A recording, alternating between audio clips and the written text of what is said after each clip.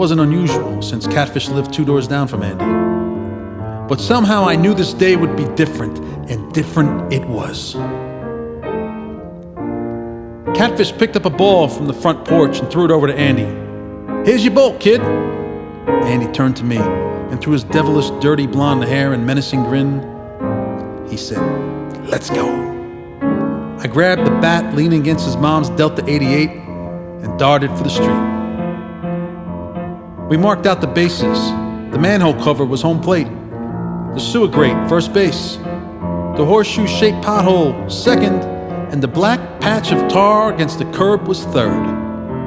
Andy spit on the ground, and that's pitcher's mound. We began throwing warm-up tosses as Catfish and Nettles looked on from the porch, guzzling beers and uttering small talk.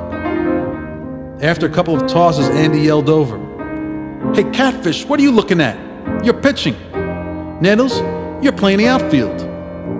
This is the World Series, Game 7, bottom of the ninth. Tie game, 3-3 at Shea. Me and Frankie of the Mets are going to kick your Yankee butts in." Catfish and Nettles took to the street. Andy was up first. He was a feisty kid, one who didn't like being placated either. "Pitch me something real, Catfish." Nettles, beer in one hand, shouted from the spot as the designated outfielder for our impromptu World Series game on Carter Street. "Up and in, Fish. Don't let the kid make me run." After settling in, Andy cracked a 2-1 changeup over Nettles' head, past Mr. Rainey's Pinto, and deep into Mrs. Lutzo's tomato plants. By the time Nettles dug through the vines and relayed the throw back to Catfish Hunter, Andy had made it safely to third base. Andy was beaming, Mrs. Lutzo was screaming, and I was up next. "Come on, Frankie, you can do it," hollered Andy. My hands began to sweat. Catfish pitched a fastball just outside the home plate manhole cover. I could tell it wasn't going to be a dead giveaway. Andy and I were going to have to earn this or lose everything. The count was 1 ball, 1 squished tomato under Nettles' foot, and 1 cute redhead peering from the outdoor bleacher box windows of Carter Street Stadium. This is it, I thought. I'm gonna do it. As I pushed the strands of hair away from my face, Nettles moved closer to the third base bag, hoping to get a tag on Andy should I pop up the ball. Full count, bottom of the ninth inning, Game 7 of the World Series, the go-ahead run at third base.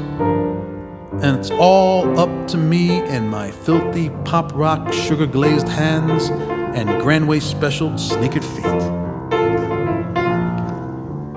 I took a deep breath and settled in, focusing only on hitting the ball. Andy's hollering faded into the background. For a moment, it was just me and Catfish. And I was going to do it for my team, the Mets. Hunter served a belt-high fastball over the plate, and I swung.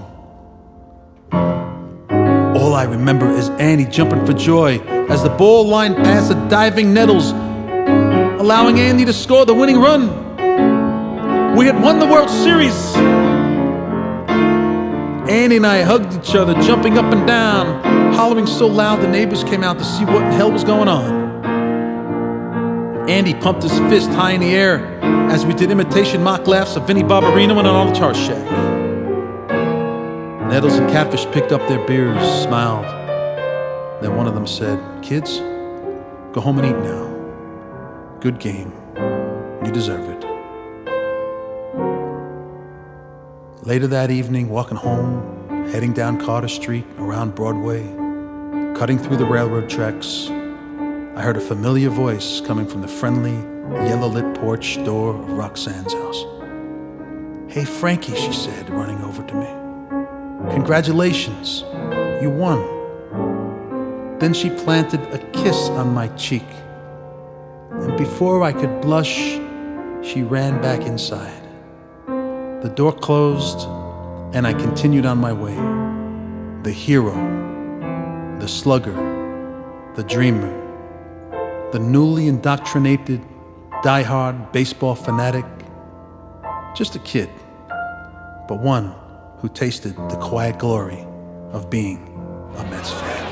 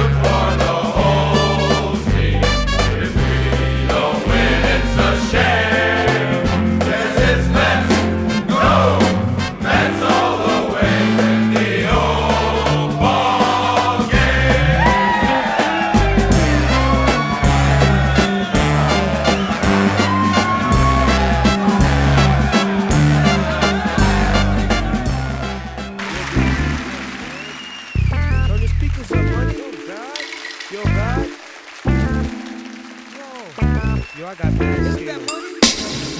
New York, big city, your dreams and everything in New York ain't always what it seems. You might get fooled if you come from out of town, but I'm down by heart from the dog. It's the incredible, the lyrical. You can't be me like Niecy. To see me is gonna take a miracle.